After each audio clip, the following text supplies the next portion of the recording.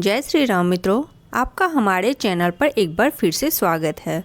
मित्रों, पुराणों में अर्थ, धर्म, काम, मोक्ष चारों का बहुत ही सुंदर निरूपण हुआ है और चारों का एक दूसरे के साथ क्या संबंध है इसे भी भलीभांति समझाया गया है। पिछली वीडियो में हमने सूत जी द्वारा बताया गया भीष्म और पुलस्त का संवाद, सृष्टि क्रम का वर्णन तथा भगवान विष्णु की महिमा का गुणगान किया था। इस वीडियो में हम ब्रह्मा जी की आयु तथा युग आदि का कालमान, भगवान वाराह द्वारा पृथ्वी का रसातल से उद्धार और ब्रह्मा जी के द्वारा रचे हुए विविध सर्गों का वर्णन इसका श्रवण करेंगे। तो आइए मित्रों, श्री हरि का ध्यान करते हुए हम कथा प्रारंभ करते हैं। पुलस्त जी कहते हैं, राजन, ब्रह्मा जी सर्वज्ञ एवं साक्षात नारायण के स्वरूप है। वे उपचार से आरोप द्वारा ही उत्पन्न हुए कहलाते हैं। वास्तव में तो वे नित्य ही है। अपने निजी मान से उनकी आयु 100 वर्ष की मानी गई है। वह ब्रह्मा जी की आयु पर कहलाती है। उसके आधे भागों को परार्थ कहते हैं। 15 निमेष की एक काष्ठा होती है। 30 काष्ठाओं की एक कला, 30 कलाओं का एक मुहूर्त होता है और 30 मुहूर्तों के काल को मनुष्य का एक दिन रात माना गया है। 30 दिन रात का मास होता है। एक मास में 2 पक्ष होते हैं। 6 महीनों का एक अयन और 2 अयनों का एक वर्ष होता है। अयन 2 है, दक्षिणायन और उत्तरायण। दक्षिणायन देवताओं की रात्रि है और उत्तरायण उनका दिन है। देवताओं के 12,000 वर्षों के 4 युग होते हैं, जो क्रमशः सतयुग, त्रेता, द्वापर और कलयुग के नाम से प्रसिद्ध है। अब इन युगों का वर्ष विभाग सुनो। पुरातत्व के ज्ञाता विद्वान पुरुष कहते हैं कि सतयुग आदि का परिणाम क्रमशः 4, 3, 2 और 1000 दिव्य वर्ष है। प्रत्येक युग के आरंभ में उतने ही 100 वर्षों की संध्या कही जाती है और युग के अंत में संध्यांश होता है। संध्यांश का मान भी उतना ही है जितना संध्या का। नृपश्रेष्ठ संध्या और संध्यांश के बीच का जो समय है उसी को युग समझना चाहिए। वही सतयुग और त्रेता आदि के नाम से प्रसिद्ध है। सतयुग, त्रेता, द्वापर और कलयुग ये सब मिलकर चतुर्युग कहलाते हैं। ऐसे 1000 चतुर्युगों को ब्रह्मा का एक दिन कहा जाता है। राजन, ब्रह्मा के एक दिन में 14 मनु होते हैं।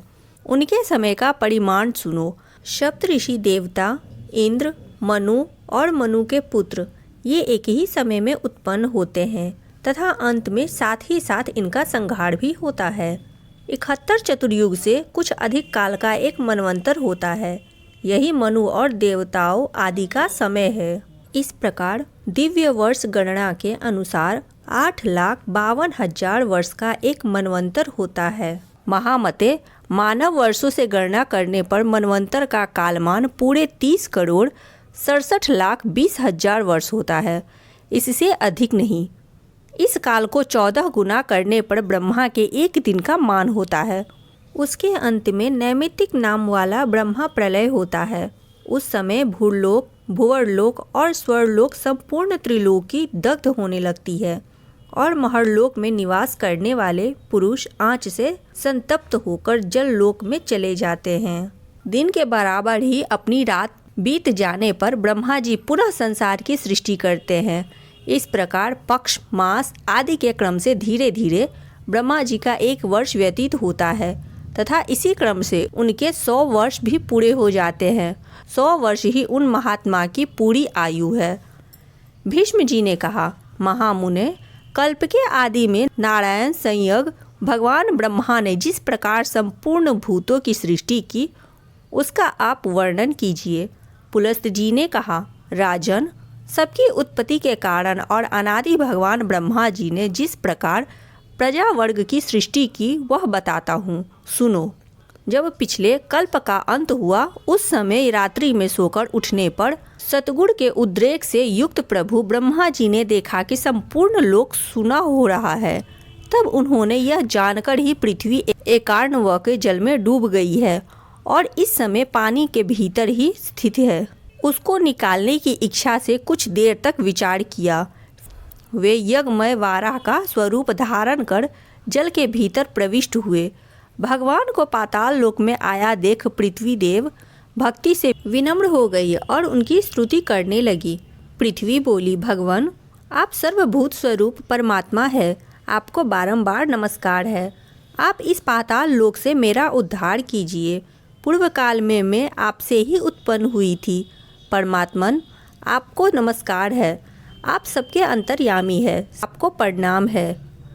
प्रधान और व्यक्त आपके ही स्वरूप है, काल भी आप ही है, आपको नमस्कार है प्रभु।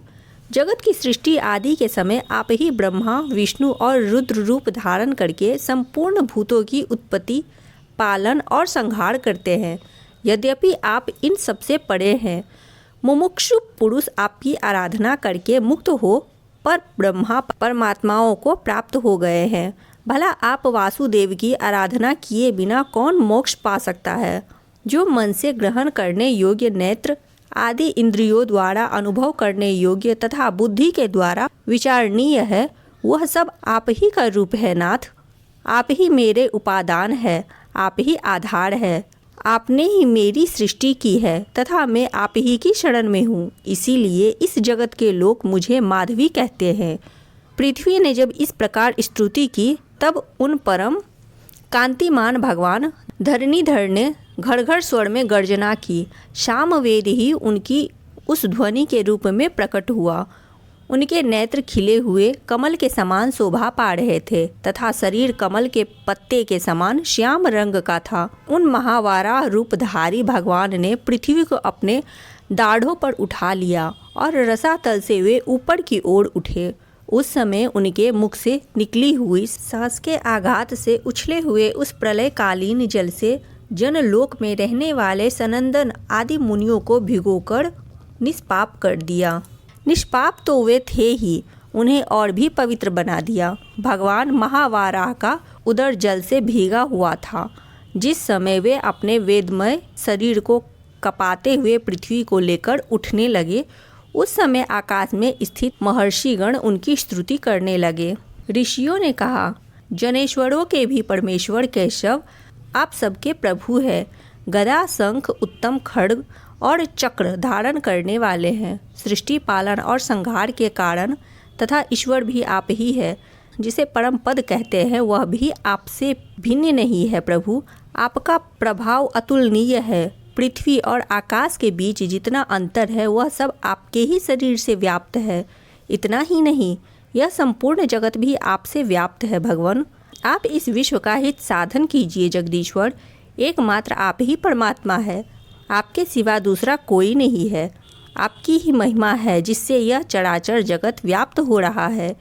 यह सारा जगत ज्ञान स्वरूप है। जो भी अज्ञानी मनुष्य इसे पदार्थ रूप देखते हैं, इसीलिए इन्हें संसार समुद्र में भटकना पड़ता है। परंतु परमेश्वर जो लोग विज्ञान वेता है, जिनका अंतःकरण शुद्ध है, वे समस्त संसार को ज्ञानमय ही देखते हैं, आपका स्वरूप ही समझते हैं। सर्वभूत स्वरूप परमात्मन आप प्रसन्न होइए। आपका स्वरूप अप्रमेय है प्रभु। भगवान आप सबके उपद्रव के लिए इस पृथ्वी का उद्धार एवं संपूर्ण जगत का कल्याण कीजिए। राजन, सनकादिक मुनि जब इस प्रकार स्तुति कर रहे थे, उस समय पृथ्वी को धारण करने वाले परमात्मा महावराह शीघ्र ही उस वसुंधरा को ऊपर उठा लाए और उसे महासागर के जल पर स्थापित किया। उस जलराशि के ऊपर यह पृथ्वी एक बहुत बड़ी नौका की भांति स्थित हुई। तत्पश्चात भगवान ने पृथ्वी के कई विभाग करके 7 द्वीपों का निर्माण किया तथा भूलोक, स्वर्लोक और महरलोक, इन 4 लोकों की पूर्ववतः कल्पना की। तदनंतर ब्रह्मा जी ने भगवान से कहा, प्रभु मैंने इस समय प्रधान असुरों को वरदान दिया है, उनको देवताओं की भलाई के लिए आप मार डालें। मैं जो सृष्टि रचूंगा उसका आप पालन करें। उनके ऐसा कहने पर भगवान विष्णु तथास्तु कहकर चले गए और ब्रह्मा जी ने देवता आदि प्राणियों की सृष्टि आरंभ की। महतत्व की उपत्ति को ही ब्रह्मा की प्रथम सृष्टि समझना चाहिए। तन्मात्राओं का अभिभ्राव दूसरी सृष्टि है, उसे भूत सर्ग भी कहते हैं। वैकारिक अर्थात सात्विक अहंकार से जो इंद्रियों की उत्पत्ति हुई है वह तीसरी सृष्टि है, ऐन्द्रिय सर्ग है। इस प्रकार यह प्राकृत सर्ग है जो अबुद्धि पूर्वक उत्पन्न हुआ है। चौथी सृष्टि का नाम है मुख्य सर्ग।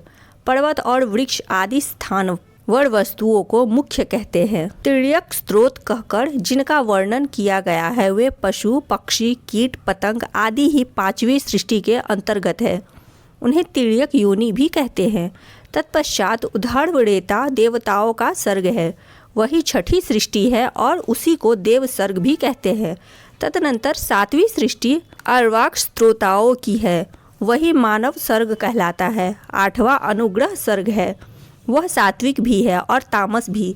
इन 8 सर्गों में से अंतिम 5 वैकृत सर्ग माने गए हैं तथा आरंभ के 3 सर्ग प्राकृत बताए गए हैं। 9वां कौमार सर्ग है, वह प्राकृत भी है वैकृत भी।